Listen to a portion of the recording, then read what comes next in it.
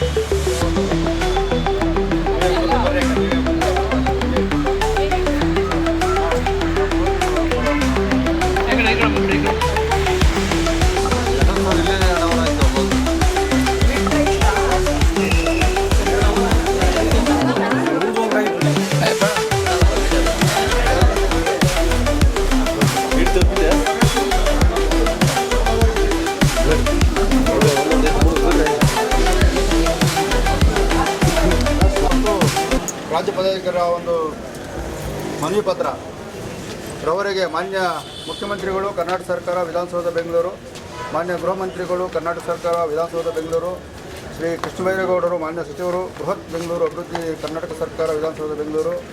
ಮನವಿ ಪತ್ರ ಮಾನ್ಯ ಜಿಲ್ಲಾಧಿಕಾರಿಗಳು ಬೆಂಗಳೂರವರ ಮುಖಾಂತರ. ಮಾನ್ಯರೇ, ವಿಷಯ ದಿನಾಂಕ 21/7/2020 ಬೆಂಗಳೂರಿನ ಶಿವಾಜಿನಗರ ಜಿಬಿಐ ಅಧಿಕಾರಿಗಳ ಪಾದಾಚಾರಿ ಮಾರ್ಗವನ್ನು ತೆರವುಗೊಳಿಸುವ ಸಂದರ್ಭದಲ್ಲಿ ನಡೆದ ಅತ್ಯಾಚಾರ ಘಟನೆಗೆ ವಿಷಾದ ವ್ಯಕ್ತಪಡಿಸುತ್ತಾ ನಮ್ಮ ಕರ್ನಾಟಕ ಸೇನೆ ಸರ್ವ ಅಧಿಕಾರಿಗಳು ಶ್ರಮೆ ಹೆಚ್ಚಿಸುತ್ತೇವೆ. ಈ ಮೇಲ್ಕಾಣಿಸಿದ ವಿಷಯಕ್ಕೆ ಸಂಬಂಧಿಸಿದಂತೆ ನಮ್ಮ ಕರ್ನಾಟಕ ಸೇನೆ ರಾಜ್ಯ ಅಧ್ಯಕ್ಷರಾದ ಬಸವರಾಜ ಪಡುಕೋಟೆ ಅವರು ಮತ್ತು ಜಿಬಿಐ ಅಧಿಕಾರಿಗಳ ಮಧ್ಯೆ ನಡೆದ ಘಟನೆ ಬಗ್ಗೆ ನಾವು ವಿಷಾದಿಸುತ್ತೇವೆ. ಆದರೆ ಅಲ್ಲಿ ಘಟನೆ ನಡೆದ ಸಂದರ್ಭದಲ್ಲಿ ಕೆಲ ಅಧಿಕಾರಿಗಳು ಬಸವರಾಜ ಪಡುಕೋಟೆಯವರ ಜೊತೆ ಅಸಭ್ಯವಾಗಿ ಮತ್ತು ನಿಂದನಾತ್ಮಕವಾಗಿ ಮಾತನಾಡುವುದಕ್ಕಾಗಿ ಕೋಪಗೊಂಡು ಕಾರ್ಯಕರ್ತರು ಮತ್ತು ಕೆಲ ವ್ಯಾಪಾರಸ್ಥರು ಅಧಿಕಾರಿಗಳನ್ನು ಅನುಚಿತವಾಗಿ ನಡೆದುಕೊಂಡಿದ್ದು ವಿರುದ್ಧ ಕಾರ್ಯಕರ್ತರಲ್ಲ, ಬದಲಿಗೆ ಅಧಿಕಾರಿಗಳ ನಡವಳಿಕೆಯು ಕಾರಣವಾಗಿರುತ್ತದೆ ಎಂಬುದು ತಾವು ಗಮನಿಸಬೇಕಾದ ವಿಷಯವಾಗಿರುತ್ತದೆ. ಆದ್ದರಿಂದ ನಡೆದ ಘಟನೆ ಬಗ್ಗೆ ತುಂಬ ವಿಷಾದಿಸುತ್ತಾ ಇದೇ ವಿಚಾರವನ್ನು ಮುಂದೆ ಇಟ್ಟುಕೊಂಡು ಸರ್ಕಾರ ಮತ್ತು ರಾಜಕಾರಿಗಳು ಒಬ್ಬ ಕನ್ನಡ ಪರ ಹೋರಾಟಗಾರರನ್ನು ಯಾವುದೋ ರೌಡಿಗಳ ಹಾಗೆ ಅವರನ್ನು ಪರಿಗಣಿಸಬಾರದು. ಬಸವರಾಜ ಪಡುಕೋಟೆಯವರ ಬಗ್ಗೆ ಕೂಲಂಕುಷವಾಗಿ ಪರಿಶೀಲಿಸದೆ ಕೇವಲ ಮಾಧ್ಯಮಗಳಲ್ಲಿ ಹಾಗೂ ಸಾಮಾಜಿಕ ಜಾಲತಾಣಗಳಲ್ಲಿ ಬರುತ್ತಿರುವ ಸುದ್ದಿಗಳನ್ನು ಪರಿಗಣಿಸಿ ಅವರ ಮೇಲೆ ಕಠಿಣ ಕ್ರಮ ಆಗ್ರಹಿಸುತ್ತಿರುವುದು ವಿಷಾದನೀಯ. ಸುಮಾರು 30 ವರ್ಷಗಳಿಂದ ಕನ್ನಡ ನಾಡು ನುಡಿ ಗಡಿಯ ವಿಚಾರವಾಗಿ ಹೋರಾಟ ಮಾಡುತ್ತಾ ಬಂದಿರುವ ಬಸವರಾಜ ಪಡುಕೋಟೆಯವರನ್ನು ಒಬ್ಬ ಕನ್ನಡ ಪರ ಹೋರಾಟಗಾರನು ಎಂಬುದನ್ನು ಮನದಟ್ಟು ಮಾಡಿಕೊಂಡು ಅವರ ಮೇಲೆ ದೊಡ್ಡ ಮಟ್ಟದ ಕಠಿಣ ಕಾನೂನು ಕ್ರಮ ಕೈಗೊಳ್ಳದೆ ಅವರೊಂದಿಗೆ ಸ್ವಲ್ಪ ಮಾನವೀಯತೆ ದೃಷ್ಟಿಯಲ್ಲಿ ಅಲ್ಪ ಪ್ರಮಾಣದ ಶಿಕ್ಷೆ ನೀಡಿ ಕ್ಷಮಿಸಿ ಬಿಡುಗಡೆ ಮಾಡಬೇಕು ಎಂದು ಈ ಮೂಲಕ ತಮ್ಮಲ್ಲಿ ವಿನಂತಿಸಿಕೊಳ್ಳುತ್ತೇವೆ. ಇವತ್ತು ಮನವಿ ಸಲ್ಲಿಸಿದ ಮುಖಾಂತರ ಏನು ವಿಷಯ ಅಂತಂತಂದರೆ, ಏನು ನಮ್ಮ ಕರ್ನಾಟಕ ಸೇನೆಯ ರಾಜ್ಯ ಅಧ್ಯಕ್ಷರಾದಂಥ ಬಸವರಾಜ ಪಡ್ಕೋಡಿ ಅವರನ್ನು ಇವತ್ತು ನ್ಯಾಯಾಂಗ ಬಂಧನದಲ್ಲಿ ಇಟ್ಟಿದ್ದಾರೆ. ವಿಷಯ ಇಷ್ಟೇ, ಏನು ಈ ಒಂದು ಒತ್ತುವರಿ ತೆರವು ವಿಷಯದಲ್ಲಿ ಏಕಾಏಕಿ ಅಧಿಕಾರಿಗಳು ಯಾವುದೇ ನೋಟಿಸ್ ಇಲ್ಲದೆ ಅವರ ಗಮನಕ್ಕೆ ಬರದೆ ಏನು ಒತ್ತುವರಿ ಫುಟ್ಪಾತ್ ತೆರವುಗೊಳಿಸೋಕ್ಕೆ ಬಂದಾಗ ಅಲ್ಲಿ ಒಂದು ಧ್ವಜಸ್ತಂಭ ಇತ್ತು ಮತ್ತು ಗಣೇಶನ ದೇವಸ್ಥಾನ ಇತ್ತು. ನೀವು ಒತ್ತುವರಿ ಮಾಡೋದಕ್ಕೆ ನಮ್ಮದೇನು ತೊಂದರೆ ಇಲ್ಲ, ಆದರೆ ಧ್ವಜಸ್ತಂಭ ಮುಟ್ಟಬಾರ್ದು ಅನ್ನೋದಕ್ಕೆ ಅದು ಅಧಿಕಾರಿಗಳು ಒಂದು ನಿರ್ಲಕ್ಷ್ಯತೆಯಿಂದ ಏಕಾಏಕಿ ಅವರ ಗಲಾಟೆ ಆಗಿ ಒಂದು ಅಲ್ಲೇ ಆಗಿದೆ ಅಂತ ಹೇಳ್ಬಿಟ್ಟು ಅಧಿಕಾರಿಗಳು ಅವರ ಮೇಲೆ ಕೇಸ್ ಹಾಕಿದ್ದಾರೆ. ಆ ಕೇಸು ಮತ್ತು ಇನ್ನೊಂದು ಮಾನ್ಯ ನಗರಾಭಿವೃದ್ಧಿ ಸಚಿವರು ಕೃಷ್ಣ ಬೈರೇಗೌಡರು ಗೂಂಡಾ ಹಾಕ್ಟ್ ಅವರು ಒಂದು ಗ್ಯಾಂಗ್ ಲೀಡರ್, ಆ ಗ್ಯಾಂಗ್ ಲೀಡರ್ಗೆ ಗೂಂಡಾ ಹಾಕ್ಟ್ ಮಾಡಿ ಅಂತ ಹೇಳ್ಬಿಟ್ಟು ಅಧಿಕಾರಿಗಳು ಏನು ಸೂಚನೆ ಮಾಡಿದ್ದಾರೆ ಅದು ನಮಗೆ ಭಾಳ ನೋವಾಗಿದೆ. ಯಾಕೆ ಅಂತಂದರೆ ಒಬ್ಬ 30 ವರ್ಷಗಳ ಹಿಂದೆ ಕನ್ನಡ ಪರ ಹೋರಾಟಗಾರರಲ್ಲಿ ಮುಂಚೂಣಿಯಲ್ಲಿ ಯಾರನ್ನು ಇದ್ದರೆ ಅದು ಬಸವರಾಜ ಪಡ್ಕೋಟೆ ಅವರು. ಇದು ಗಮನಿಸಬೇಕು. ಯಾರೇ ಇರ್ಬೋದು, ಶಾಸಕರು ಇರ್ಬೋದು, ಸಚಿವರು ಇರ್ಬೋದು, ಅಥವಾ ಅಧಿಕಾರಿಗಳು ಇರ್ಬೋದು. ಇದನ್ನು ಗಮನದಲ್ಲಿಟ್ಕೊಂಡು ಅವರಿಗೆ ಕೂಡಲೇ ಕಾನೂನು ರೀತಿಯಲ್ಲಿ ಏನು ಕ್ರಮ ಜರುಗಿಸಬೇಕು ಅಷ್ಟು ಬಿಟ್ಟು ಮುಂದೆ ಹೆಚ್ಚಿನ ರೀತಿಯಲ್ಲಿ ಕಾನೂನು ಕೈ ತಗೊಂಡು ತಪ್ಪು ಅಂತ ನಮ್ಮ ಕರ್ನಾಟಕ ಸೇನೆ ವತಿಯಿಂದ ಒತ್ತಾಯಿಸ್ತಾ ಇದ್ದೀವಿ. ಮನವಿ ಸಲ್ಲಿಸಿದ್ದೀವಿ ಅಂದರೆ ನಮಗಾಗಿರೋಂಥ ನೋವು ಯಾರ ಬಳಿ ಹೇಳ್ಕೊಬೇಕನ್ನೋದು ನಮಗೆ ಗೊತ್ತಾಗ್ತಾ ಇಲ್ಲ. ನ್ಯಾಯತೆ ನೋಡ್ದಿರಂಗೆ, ಚರ್ಚೆ ಮಾಡ್ದಿರಂಗೆ ಒಬ್ಬ ರಾಜ್ಯ ಅಧ್ಯಕ್ಷ ತಿಡ್ಡ ಹೋರಾಟಗಾರ 30 ವರ್ಷದಿಂದ ನಾಡು ನುಡಿ ಜಲ ಭಾಷೆ ಅಂತೇಳಿ ನಡ್ಕೊಂಡು ಬಂತ ಒಂದು ಹೋರಾಟಗಾರನಿಗೆ ಹಿಂದೆ ಇದ್ದಂಥ ಸಂಘಟನೆ, ಮುಂದೆ ಇದ್ದಂಥ ಸಂಘಟನೆ, ಇರೋಬರೋ ರಾಜ್ಯ ಅಧ್ಯಕ್ಷರುಗಳಿಗೆ ಎಲ್ಲರಿಗೂ ಗೊತ್ತು ಬಸವರಾಜ ಪಡ್ಕೋಟೆ ಅಣ್ಣ ಅಂದರೆ ಏನಂತ. ಇವತ್ತು ಅವ್ರ ಬಗ್ಗೆ ಇರೋದು ಇಲ್ದಿರೋ ಸಲ್ದಿರೋದೆಲ್ಲ ಹಾಕ್ತವ್ರೆ ನೋಡಿ. ನೀವು ನಿಮ್ಮ ಸರ್ಕಾರದ ಕೆಲಸ ಏನಿದೆಯೋ ಫುಟ್ಪಾತ್ ಅಂಗಡಿಗಳ ಬಗ್ಗೆ ಮಾಡಿದ್ದೀರ, ನಮಗೇನು ಅದ್ರ ಬಗ್ಗೆ ಅಭ್ಯಂತರ ಇಲ್ಲ, ನಮ್ಗೆ ಯಾವುದೇ ಒಂದು ರೀತಿ ಇದಿಲ್ಲ. ನೀವೊಂದು ನೋಟಿಸ್ ಕೊಡಬೇಕಾಗಿತ್ತು ಸ್ವಾಮಿ, ಯಾರಿಗೇ ಆಗಿರಲಿ. ಬಡವರು ಬಗ್ರು ಇರ್ತಾರೆ, ಇದ್ದವರು ಇರ್ತಾರೆ, ಇಲ್ದಿರೋರು ಇರ್ತಾರೆ. ಒಂದು ನೋಟಿಸ್ ಕೊಟ್ಟಾಗ ನಿಮ್ಮ ನೋಟಿಸ್ಗೆ ಅವರು ರೆಸ್ಪಾನ್ಸ್ ಮಾಡಿರಲಿಲ್ಲ ಅಂದರೆ ಆವಾಗ ನೀವು ಇದು ಮಾಡಬೇಕಾಗಿತ್ತು. ನೀವು ನೋಟಿಸ್ ಕೊಡ್ದಿರೇ ಹೆಂಗೆ ನೀವು ಇದು ಮಾಡ್ತೀರಾ? ಅದು ಅಲ್ದ್ರಿ ಏಕಾಏಕಿ ಬಂದಿದ್ದೀರಾ. ಅಲ್ಲಿ ಗಣೇಶನ ದೇವಸ್ಥಾನ ಇದೆ, ನಮ್ಮ ಕರ್ನಾಟಕ ಧ್ವಜ ಇದೆ, ನಿಮ್ಮ ಕಣ್ಣು ಕಾಣಿಸಿಲ್ವಾ? ಏನೇ ಅಧಿಕಾರಿಗಳಾಗಿರ್ಬೋದು, ಯಾರೇ ಆಗಿರ್ಬೋದು, ಸಚಿವರಾಗಿರ್ಬೋದು, ಯಾರೇ ಆಗಿರ್ಬೋದು ನೋಡಿ, ಅವರು ಸಚಿವ ಇದರಲ್ಲಾಗಲಿ ಏನಾದ್ರು ಸಮಸ್ಯೆ ಬಂದರೆ ಕುಂತ್ಕೊಂಡು ಮಾತಾಡ್ಕೊಂಡು ಬಗೆಹರಿಸ್ಕೊಳ್ಳಲ್ವಾ? ಹಾಗೆ ಇದಕ್ಕೂ ಮಾತಾಡಬೇಕಾಗಿತ್ತು. ಏಕಾಏಕಿ ಜಗಳ ಆಗಬೇಕಂದ್ರೆ ಎದುರುಗಡೆ ಇದ್ದವ್ರು ಒಂದು ಮಾತಂದ್ರೇ ಈ ಕಡೆ ಇರೋರು ಒಂದು ಮಾತನ್ನೋಕ್ಕಾಗುತ್ತೆ. ಏನಾಗಿದೆ ಅದನ್ನು ಯಾರೂ ತೋರಿಸ್ತಾ ಇಲ್ಲ ವಿಡಿಯೋಗಳಲ್ಲಿ.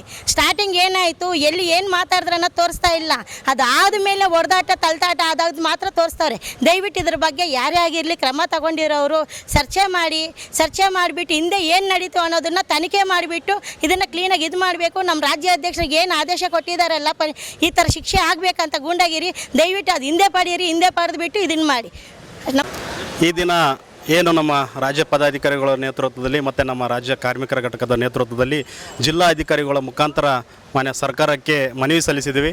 ಏನು ಒಂದು ವಾರದಿಂದ ನಮ್ಮ ರಾಜ್ಯಾಧ್ಯಕ್ಷರಾದ ನಮ್ಮ ಕರ್ನಾಟಕ ಸೇನೆ ರಾಜ್ಯಾಧ್ಯಕ್ಷರಾದ ಅಣ್ಣ ಬಸವರಾಜ ಪಡ್ಕೋಟೆ ಅಣ್ಣನವರ ಒಂದು ಘಟನೆ ಬಗ್ಗೆ ಏನು ಈ GBA ಅಧಿಕಾರಿಗಳು ಏನಿದ್ದಾರೆ ಮುಂಚಿತವಾಗಿ ನೋಟಿಸ್ ಕೊಟ್ಟು ಅದರ ಬಗ್ಗೆ ಗಡುವು ಕೊಡಬೇಕಿತ್ತು. 4 ದಿನ ಗಡುವು ಕೊಟ್ಟರೆ ಅಲ್ಲಿರುವಂಥ ಫುಟ್ಪಾತಲ್ಲಿರುವಂಥ ಕಡು ಬಡವರು ಇದ್ದಾರೆ ರೀ, ಸಾವಿರಾರು ಜನ ವ್ಯಾಪಾರಿಸ್ತರು ಇದ್ದಾರೆ ಅಲ್ಲಿ ಕಡು ಬಡವರು. ಅವ್ರು ಲಕ್ಷಾಂತರ ರೂಪಾಯಿ ಬಡ್ಡಿ ವ್ಯವಹಾರ ತಂದುಬಿಟ್ಟು ಅಲ್ಲಿ ಸಾಮಾನುಗಳು ಹಾಕೊಂಡ್ಬಿಟ್ಟು ವ್ಯಾಪಾರ ಮಾಡ್ತಿರ್ತಾರೆ. ಅಂಥ ಸಂದರ್ಭದಲ್ಲಿ ನೀವು ಏಕಾಏಕಿ ನೋಟಿಸ್ ಕೊಡದೇ ಬಂದುಬಿಟ್ಟು ಹೊಡೆದಾಕಿ ಅಂಥ ವಿಚಾರದಲ್ಲಿ ನಮ್ಮ ರಾಜ್ಯಾಧ್ಯಕ್ಷರಿಗೆ ಏನು ಅಂಥ ಸಂದರ್ಭದಲ್ಲಿ ಒಬ್ಬ ರಾಜ್ಯಾಧ್ಯಕ್ಷರು ಏನು ಮಾಡ್ಬೇಕಂತ ಅಂಥ ಸಂದರ್ಭದಲ್ಲಿ ಬಡವರ ಪರವಾಗಿ ನಿಂತ್ಕೊಳ್ಳೋದು ತಪ್ಪ? ಅದೇ ಸಂದರ್ಭದಲ್ಲಿ ಯಾರೇ ರಾಜ್ಯಾಧ್ಯಕ್ಷರಿದ್ರು ಆ ಸಂದರ್ಭದಲ್ಲಿ ಬಡವ್ರಿಗೆ ನೋಡ್ತಾ ಕಣ್ಣಿಂದ ಹೊಡಬೇಕಾದ್ರೆ ಕಣ್ಣಿಂದ ನೋಡ್ಕೊಳ್ಳೋಕೆ ಯಾರಿಂದನೂ ಸಾಧ್ಯವಾಗ್ತಿಲ್ಲ. ಆ ತಪ್ಪನ್ನ ಅದು ಆಗಿದೆ, ಅದರಲ್ಲಿ ನಾವು ಕ್ಷಮೆಯಾಪಣೆ ಏರಿಸಿದ್ದೀವಿ. ಈ ಸಂದರ್ಭದಲ್ಲಿ ಆ ಮುಂದಿನ ದಿನಗಳಲ್ಲಿ ಏನಿದೆ ಅವರಿಗೆ ಶೀಘ್ರದಲ್ಲಿ ಬಿಡುಗಡೆಗೊಳಿಸಬೇಕು. ಮಾನ್ಯ ಗೃಹ ಸಚಿವರಿಗೆ ಮತ್ತು ಕೃಷ್ಣ ಬೈರೇಗೌಡರಿಗೆ ನಾವು ಇದೇ ಸಂದರ್ಭದಲ್ಲಿ ಕೇಳ್ಕೊಳ್ಳೋದೇನೆಂದರೆ ಶೀಘ್ರದಲ್ಲಿ ನಮ್ಮ ರಾಜ್ಯಾಧ್ಯಕ್ಷರು, ಯಾಕಂದರೆ ಸತತವಾಗಿ 30 ವರ್ಷಗಳಿಂದ ನಾಡು ನುಡಿ ಜಲ ಬಡವರ ಪರವಾಗಿ ಅನೇಕ ಹೋರಾಟಗಳನ್ನು ಮಾಡ್ತಾ ಬಂದಿದ್ದಾರೆ. ಶೀಘ್ರದಲ್ಲಿ ಅವರಿಗೆ ಹೋರಾಟವನ್ನು ಗುರುತಿಸಿ ತಾವುಗಳು ಶೀಘ್ರದಲ್ಲಿ ಏನು ಪ್ರಕರಣಗಳು ದಾಖಲಿಸಿದರೆ ಅದೆಲ್ಲನೂ ಗಮನದಲ್ಲಿ ಇಟ್ಕೊಂಡು ನೀವು ಶೀಘ್ರದಲ್ಲಿ ಬಿಡುಗಡೆಗೊಳಿಸಬೇಕು. ಏನು ಈಗ ಬಿಡುಗಡೆಗೊಳಿಸಲಿಲ್ಲ ಅಂದರೆ ಮುಂದಿನ ದಿನಗಳಲ್ಲಿ ನಾವೆಲ್ಲ ಬೆಂಗಳೂರು ನಗರದಲ್ಲಿರುವಂಥ ಎಲ್ಲ ರಾಜ್ಯ ಪದಾಧಿಕಾರಿಗಳು ಮತ್ತು ನಮ್ಮ ಕಾರ್ಮಿಕರಿದ್ದಾರೆ, ಸುಮಾರು ಬಡವರಿಗೆ ಅನೇಕ ಸೌಲಭ್ಯಗಳು ಮತ್ತು ಅನೇಕ ಹೋರಾಟದಲ್ಲಿ ಮುಖಾಂತರ ಅವರಿಗೆ ಪರಿಹಾರ ಕೊಡಿಸುವಂಥ ಕೆಲಸ ಮಾಡಿದ್ದಾರೆ. ಯಾಕಂದರೆ ಅಂಥ ಸಂದರ್ಭದಲ್ಲಿ ನಾವೆಲ್ಲರೂ ಮುಂದಿನ ದಿನಗಳಲ್ಲಿ ಫ್ರೀಡಂ ಪಾರ್ಕ್ನಲ್ಲಿ ಉಪವಾಸ ಸತ್ಯಾಗ್ರಹ ಕುಂತುಗತ್ತೀವಿ ಅಂತ ಈ ಸಂದರ್ಭದಲ್ಲಿ ಸರ್ಕಾರಕ್ಕೆ ಮನವಿ ಮಾಡ್ತಾ ಇದ್ದೀನಿ. ಈ ದಿನ ಜಿಲ್ಲಾಧಿಕಾರಿಗಳಿಗೆ ಮನವಿ ಪತ್ರ ಕೊಡುವುದರ ಮುಖಾಂತರ ನಮ್ಮ ರಾಜ್ಯಾಧ್ಯಕ್ಷರಿಗೆ ಬಿಡುಗಡೆ ಮಾಡಬೇಕೆಂದು ಮನವಿ ಪತ್ರ ಸಲ್ಲಿಸಿದ್ದೇವೆ. ವಿಷಯ ನಿಮಗೆಲ್ಲ ಗೊತ್ತಿರೋ ಹಾಗೆ ಶಿವಾಜಿನಗರ ಫುಟ್ಪಾತ್ ತೆರವು ಅಲ್ಲಿ ಏನಾಗಿದೆ ಪ್ರಾಬ್ಲಮ್ಮು, ಬೀದಿ ವ್ಯಾಪಾರಿಗಳ ಜೀವನ ಬೀದಿಗೆ ಬರುತ್ತೆ ಅಂತ ಅಣ್ಣನವರು ಅಲ್ಲಿ ಧಾವಿಸಿ ಬಡವರ ಪರವಾಗಿ ನಿಂತಿದ್ದಾರೆ. ಆದರೆ ಅಧಿಕಾರಿಗಳ ಮಧ್ಯೆ ಮಾತಿನ ಚಕಮಕಿ ನಡೆದು ಗೊಂದಲ ಸೃಷ್ಟಿಯಾಗಿದೆ, ಅದೆಲ್ಲ ನಿಮಗೆ ಗೊತ್ತಿದೆ. ಆದರೆ ನ್ಯಾಯಬದ್ಧವಾಗಿ ಕಾನೂನು ರೀತಿಯಲ್ಲಿ ಏನು ಕ್ರಮ ತೆಗೆದುಕೊಳ್ತೀರಿ, ನಮ್ಮ ರಾಜ್ಯಾಧ್ಯಕ್ಷರಿಗೆ ಕ್ರಮ ತೆಗೆದುಕೊಳ್ಳಿ. ಅದನ್ನೆಲ್ಲ ಬಿಟ್ಟು ಈ ಕೇಸನ್ನು ಬೇರೆ ರೀತಿ ತಿರುವು ಪಡಿಸಿದರೆ ನಾವು ರಾಜ್ಯ ಸರ್ಕಾರಕ್ಕೆ ನೇರ ಮುಖಾಂತರ ಈ ಮುಖಾಂತರ ತಿಳಿಸ್ತೀವಿ. ಮುಂದಿನ ದಿನಗಳಲ್ಲಿ ಹೋರಾಟ ಮಾಡೋದ್ರ ಮುಖಾಂತರ ಅಣ್ಣನವರನ್ನ ಬಿಡುಗಡೆ ಮಾಡಿಸ್ತೀವಿ ಅಂತ ಅಂದ್ಬಿಟ್ಟು ಹೇಳಿ ನಾವು ಮನವಿ ಮಾಡಿಕೊಳ್ತೇನೆ.